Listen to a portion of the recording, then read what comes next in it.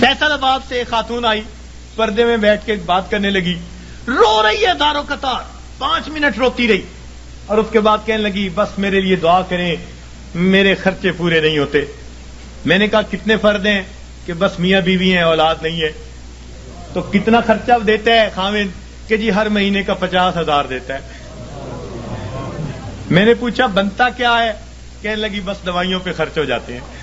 اور واقعی ایسے تھا, واقعی ایسے تھا.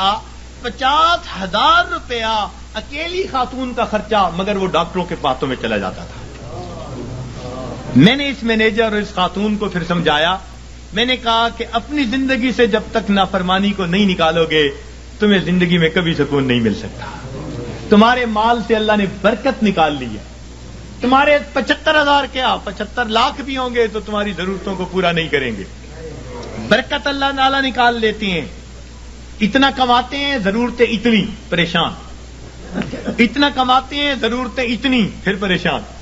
لنگوٹ باندھ باندھ کے میدان میں اترتے ہیں. اب اس پریشانی کو تو ختم کر دینا ہے, اگلی پریشانی اوپر سے آ جاتی ہے.